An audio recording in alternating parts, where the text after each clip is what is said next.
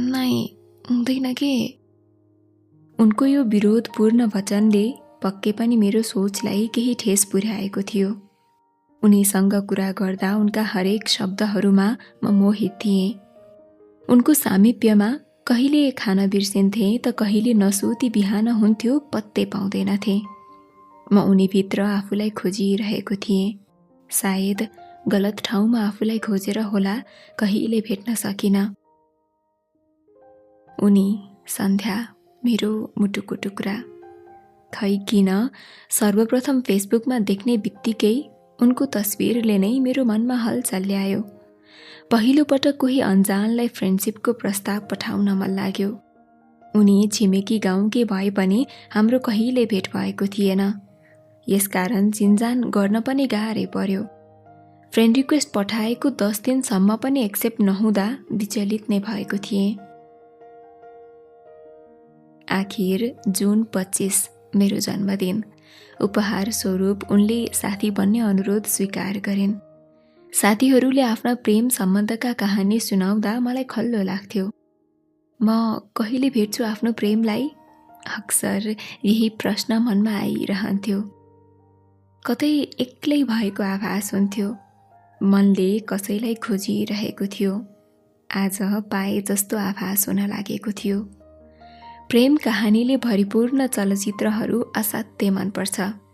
South Indian चलचित्र dear कमरेडका हरेक घटनामा म आफूलाई उही बोबीको ठाउँमा राखेर हेरेको थिएँ। कथाहरू पढ्दा म आफूलाई पुरै त्यही विषयवस्तुभित्र डुबेको अनुभूति हुन्छ। शाब्दिक रूपमा कापीका पानाहरूमा मेरो भावना जति यथेष्ट रूपमा उत्रिन्छन्, मौखिक रूपमा 10% पनि उत्रिन सक्दैनन्।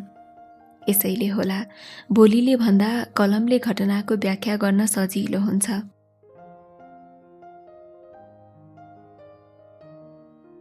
भनिन्छ जब आवाजहरू दबिन्छन् या कसैले सुन्दैनन् तब कलम बोल्न थाल्छ र कलमले बोलेको आवाज बुलन्द हुन्छन्।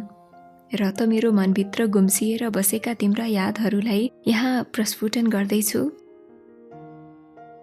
केटीहरूसँग बोल्न हिचकिचाउने म उनीसँग बोल्न लागेपछि अलि सजिलो महसुस हुन लागेको थियो। यसै त म खुलेर बोल्दिन, अझै केटीहरूको कुरा लुकाउने बानी। हामी दुवैको एउटै बानीले गर्दा कुराकानी फरक ढङ्गको हुन्थ्यो। समय बित्दै गयो, कुराकानी लम्बिँदै गयो। कहिले हेलो हुन नपाउँदै सकिने हाम्रा शब्दहरू कहिले भविष्य चिन्तनमा गएर पनि समाप्त हुँदैन थिए। कुराकानी मरुभूमि जस्तो भए पनि उनलाई आफ्नो जीवनको मैदानमा पलाउँदै गरेको दुबो सरह मान्न लागेको थिएँ। हाम्रो यो सम्बन्धलाई तिमीले कसरी लिइरहेकी छौ मलाई थाहा छैन, तर म तिमीलाई आफ्नो सपना भविष्य मान्न लागिसकेको छु। कोरोना कहरले निम्ति आएका विभिन्न समस्याहरू पनि उनीसँगको संवादमा चटक्कै बिर्सिदिन्थे। यस्तै गरी समय बित्दै गयो। उनीसँग नबोली नहुने एउटा यस्तो बानी बसिसकेको थियो।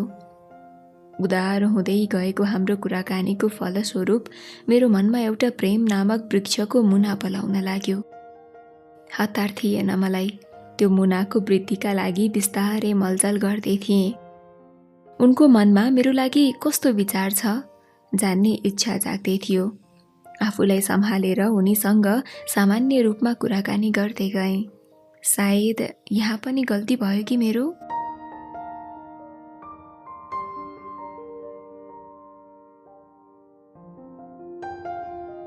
आफैलाई राम्रोसँग बुझ्न सकेको छैन, म उनलाई बुझ्न निस्किसकेको थिएँ। नहुने बिरुवाको खस्रो पात भने झैं हाम्रो संवादमा सुरुदेखि नै केही कमी महसुस भइरहन्थ्यो। अरूले जस्तो झटमग्नी चटबिहे गर्नु थिएन मलाई। म कल्पनामा डुबिरहेको रहेछु। वास्तविक जीवनमा त्यो असम्भव रहेछ सायद। उनको तस्बिर मेरो मोबाइलको वालपेपरमा बसिसकेको थियो। अरू कसैले देख्छन् कि भनेर मोबाइल सधैँ सम्हालेर राख्थेँ। उनको मनभित्र आफ्ना लागि स्थान बनाउन चाहन्थे। मेरो मनभित्र उनका लागि एउटा कुनामा घर बनाइसकेको थिएँ। मैले कल्पना गरेका कुराहरू त मात्र चलचित्रमा सम्भव रहेछन्। हिरो जहाँ भए पनि उही हिरोइनसँग नै माया बस्छ। यो त रियल जिन्दगी हो। यहाँ आफ्नो कथा आफै लेख्नुपर्छ। विधाताले नै लेखेको भए पनि सायद मेरो जीवनको कथामा तिमी अटाउन सकिनौ क्या र? हामी एकअर्कासँग त्यति खुल्न सकेनौँ जति खुल्नु पर्थ्यो, जसकारण हाम्रो वार्तालापमा शब्दहरूको अभाव प्रष्ट अनुभूति पनि हुन्थ्यो। उनका हरेक शब्द मेरा लागि प्यारा थिए। उनको रिप्लाईलाई नै माया सम्झिन्थे। उनी अनलाइन नआउन्जेल प्रतीक्षा गरिरहन्थे। तिम्रो प्रतीक्षामा मेरो अमूल्य समय खेर गएको पत्तै पाइन। यो केही गर्ने अथवा भविष्यका लागि पूर्व तयारी गर्ने उमेर हो, तर म तिमीमा नै आफ्नो भविष्य देख्दै थिएँ। म ज्योतिष भएको भए सायद आउने समयको बारेमा जानकार हुन्थे होला, अनि यसरी समय नष्ट पनि गर्दैन थिए होला।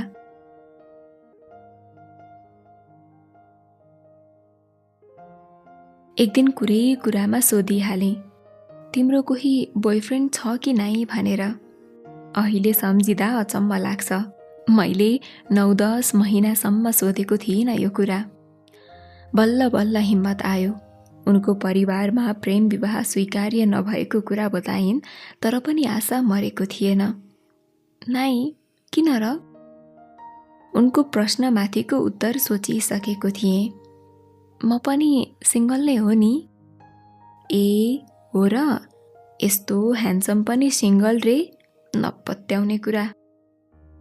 उनको यो कुराले मलाई झन् हिम्मत दियो। यो अभागीलाई कसैले पत्याएनन्, सबैले राम्रो छौ मात्र भन्छन्। हाँसेको इमोजी पठाउँदै जवाफ दिएँ, तर म भावुक भइसकेको थिएँ सायद। अक्सर जिन्दगीका केही महत्त्वपूर्ण घटनाहरूमा मात्र म भावुक हुन्छु, चिन्तन गर्छु अनि हल निकाल्छु। तिमी पनि मेरो लागि महत्त्वपूर्ण थियौ। चिन्तन कम भयो कि माया थाहा छैन, तर आजसम्म पनि मैले तिम्रो हल निकाल्न सकिनँ। खै होला। उनको यो जवाफको लागि के शब्द टक्राउँ? तिमीले पत्याउँछौ कि मलाई? प्रत्युत्तर दिएँ। के पत्याउनु पर्यो र? उनको यो प्रश्नमा मौका खोजिरहेको थिएँ। हिम्मत गर्दै लेखेँ, तिमी मेरी गर्लफ्रेन्ड बन न त। ओहो गफाडी। उनको यो जवाफको अर्थ पनि मेरो शब्दकोशमा भेटिएन। मनमा दबाएर राखेका शब्दरूपी भावना उतार्न लागेँ।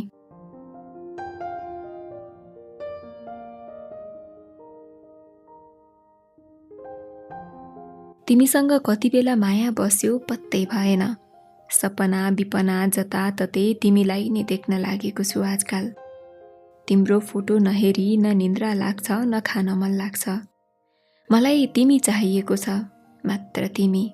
म झुटो आशा देखाउन चाहन्न। न त म जुन तारा टिपी ल्याउने बाचा गर्न सक्छु, न त जिन्दगीभरि खुसी राख्छु भनेर कसम खान सक्छु। जिन्दगी हो, कहिले खुसी त कहिले दुःख भइरहन्छ। तिम्रो खुसीमा मात्र होइन, दुःखमा पनि तिम्रो समीपमा रहेर हरेक पल साटासाट गर्न चाहन्छु। हरेक पल तिमीसँग जीवन बिताउन चाहन्छु। मलाई आशा छ तिमीले मेरो कुरा बुझ्नेछौ। एकपटक त्यो मुटुको कुनाभित्र मलाई राखिहेर न प्यारी। I love you. स्वच्छ र सत्य रूपमा आफ्नो प्रेमको बिरुवालाई सँगै मलजल गर्ने प्रस्ताव टक्र्याएँ। उनलाई मान्य भएन। किन मान्य भएन भनेर सोध्ने मौका पनि नपाउँदा भित्रभित्रै प्रेमको कलिलो वृक्ष एकाएक ज्वाला चाहिँ दन्किएर हृदयलाई जलाउन लागेको थियो। नै हुँदैन कि चाहेको सबै पाइँदैन। उनको यति मात्र जवाफ आयो। सोध्न मन थियो, किन? कल गर्ने प्रयास गरेँ, ब्लक भइसकेको रहेछु। अन्तिम पटक भन्न मन थियो, म तिम्रो प्रतीक्षा जिन्दगीभरि गरिरहनेछु, भन्न पाइन। उनको हृदयमा भावना रूपी मसी सकिएर होला, शब्दहरूलाई पनि भित्रै कैदी बनाइन्। बाध्य त मेरा शब्दहरू पनि भएका थिए, तर मेरा शब्दहरूलाई न त मसीको कमी थियो न त कोर्ने हातको। बस कमी थियो त केवल उनको। एकहोरो प्रेम कहानी त मैले खासै कतै पढे सुनेको छैन, तर आज आफै भोगिरहँदा अन्तर आत्मामा बादल बनेर बसेका प्रेम रूपी पानीका थोपाहरूलाई चाहँदा चाहँदै पनि वर्षाउन सकिरहेको थिएन। त्यसपछिका दिनहरू बिताउन गाह्रो महसुस हुँदै थियो। माया नामको रोगले थलिएको म उनलाई औषधिका रूपमा पाउन चाहन्थे। खै यो कस्तो माया हो? भनिन्छ माया प्रेम एक समयको माग मात्र हो। यो भन्ने मान्छे या त प्रेमको अनुभूति नै गरेको छैन या नजानिदो तरिकाले प्रेममा डुबेको छ र धोका पाएको छ। प्रेमको कुनै परिभाषा मसँग छैन, तर दुनियाँमा पनि प्रेमको केही भूमिका चाहिँ पक्कै छ। फेसबुकबाट पलाएको माया फेसबुकमै बिलाएर गयो। उनले सयौं पटक इन्कार गर्दा पनि मन उनलाई नै खोजिरहन्थ्यो। करिब 1 वर्षसम्मको संवादमा पनि मैले तिमीप्रतिको माया बुझाउन सकिनँ या तिमीले बुझ्न चाहेनौ। मिलन हुन नपाउँदै बिछोडिँदाको पीडा यतिसम्म हुँदो रहेछ। यहाँ मिलन पछिको बिछोडलाई कति प्रेमी प्रेमिकाले भोगेका छन्। उनीहरूलाई कस्तो हुन्छ होला? बाहिर भन्न सजिलो हो, एकहोरो मायामै मज्जा हुन्छ। न मिलनको आशा न बिछोडको चिन्ता। मनभित्र के बितिरहेको हुन्छ यो मनले नै बुझ्न सक्छ। मैले मायालाई शब्दरूपी मैदानमा उतार्न सकिनँ या उतार्नको लागि शब्द नै थिएनन्? यो प्रश्नले सताइरह्यो। घरि आफैलाई प्रश्न गर्थेँ त घरि ती पुराना कुराकानीले भरिएका मेसेज बक्सका शब्दहरू निहाल्थेँ।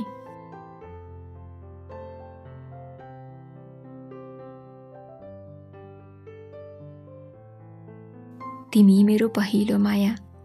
तिमीसँगको सामिप्यले केही हदसम्म हिम्मत दिएको थियो।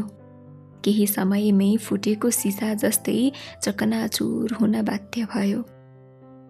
यहाँ हिम्मत मात्र चकनाचुर भएको थिएन, तिमीप्रतिको माया, आशा अनि सामिप्य पनि चकनाचुर भएको थियो। सायद म नै मूर्ख हुँ कि? कहिल्यै नदेखेको नभेटेको केटीसँग यसरी सामिप्य बढाउनु हुँदैन थियो कि? मेसेन्जरमा भएका तीता मिठा कुराके भरमा माया चाहिँ कसरी बस्यो? सँगैको साथीलाई यो कुरा सुनाउँदा खितिक्क हाँस्दै भनेको थियो, काला गए गोरा आउँछन्, तँ चिन्ता नगर। यदि केटीलाई इम्प्रेस गर्नु छ भने केही झुट पनि बोल्न सक्नुपर्छ। म केही बोलिनँ, सोच्न लागेँ। म झुट नबोलेकै कारण तिमी टाढा भयो कि? मेरो सत्यता तिमीलाई किन स्वीकार्य भएन? म झुट बोलेर तिमीलाई आफ्नो बनाउन चाहन्नथे, तर सत्यको मार्गले मलाई पराजयतर्फ धकेलिदियो। कुनै साहित्यकारको प्रेम कहानीमा जस्तै मेरा आँखाबाट आँसु झर्दा तिम्रो गाउँमा पानी पर्छ कि पर्दैन थाहा छैन। म भावुक हुँदा तिम्रो गाउँमा बादल छाउँछ कि भन्ने आशा पनि राख्दिनँ। घरि सोच्छु मेरो आफ्नै जिम्मेवारी छन्। कसैको यादले मेरो घर चल्दैन, तर जब तिम्रो तस्बिर देख्छु फेरि तिम्रै यादले सताउन थाल्छ।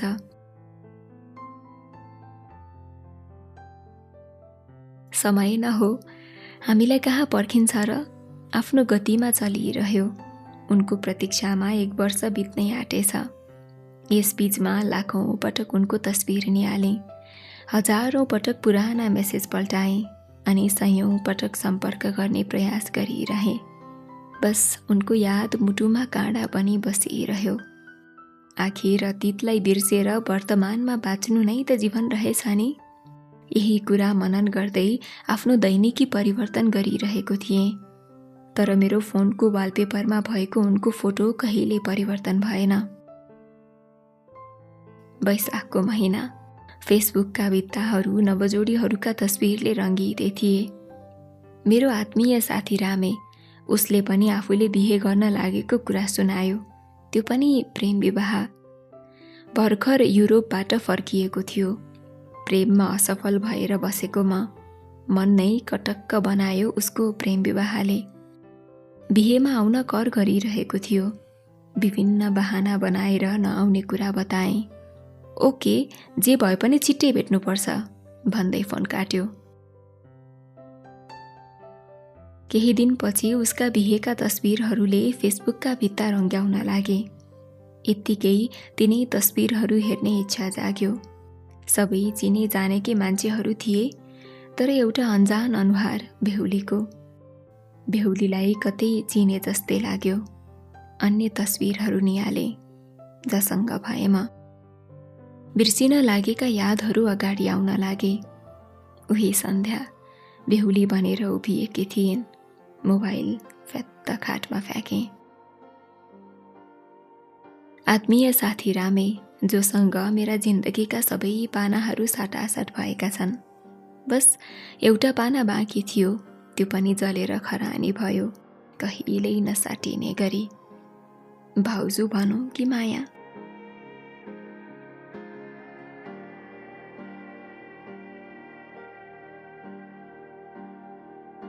सन्ध्याका बारेमा उसँग कुरा गरेको थिइनँ, अब कहिल्यै गर्दिन पनि। उसले पनि मसँग यो कुरा किन गोप्य राख्यो थाहा छैन। डियर सन्ध्या, अब तिमी मेरो लागि नौलो हौ। न मैले तिमीलाई चिन्ने छु, न त पुराना यादहरूलाई ताजा बनाउने प्रयास गर्नेछु। बस एउटा सपना सम्झेर बिर्सिने प्रयत्न गरिरहनेछु। थाहा छैन अब हुने हाम्रो पहिलो भेटमा तिमी सामु कसरी आफूलाई प्रस्तुत गर्छु। आज बुबा सोध्दै हुनुहुन्थ्यो, 2 वर्ष हुन लाग्यो, घर कहिले आउँछस्? कोरोना शान्त भएपछि आउँला नि, अहिले यात्रा गर्न असुरक्षित हुन्छ, यस्तै भन्दै सम्झाएको थिएँ। बुबालाई के थाहा, म घर नआउनुको कारण कोरोना भन्दा पनि अरू केही छ। म तिमीलाई अर्कैको सिउँदो रङ्ग्याएको अवस्थामा कसरी देख्न सक्छु? मलाई आत्मीय साथीको पनि मन दुखाउन मन छैन। डियर सन्ध्या, तिमीलाई मेरो यादबाट पनि पर राख्न चाहन्छु। तिम्रो मुहारको हाँसो नै मेरो खुसीको कारण बन्नेछ। विभिन्न ख्यालहरूले मनलाई विचलित बनाइरहेका थिए।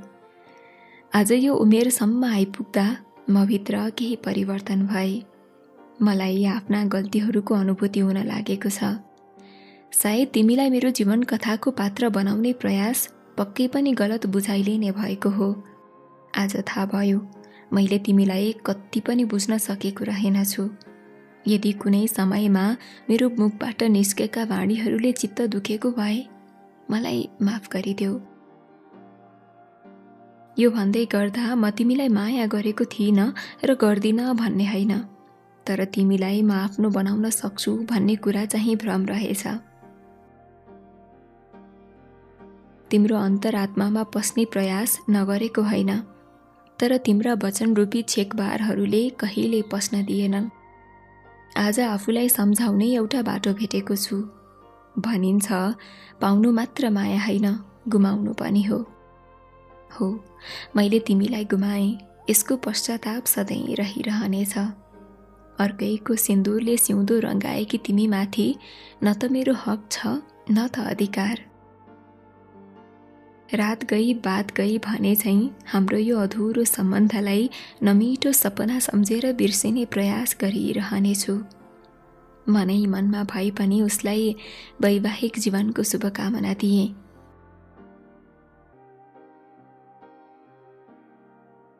यति सुनाउँदै गर्दा हरिका आँखा रसिला भएका थिए।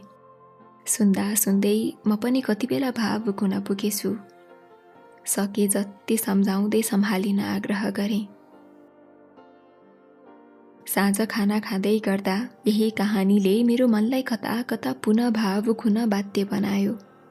हरिले बोलेका हरेक शब्द उसको अन्तरात्माबाट निस्किएका थिए। म चुपचाप बस्नै सकिनँ अनि डायरीमा उतार्न लागेँ। एक अधुरो प्रेम कथा। प्रयास जारी छ।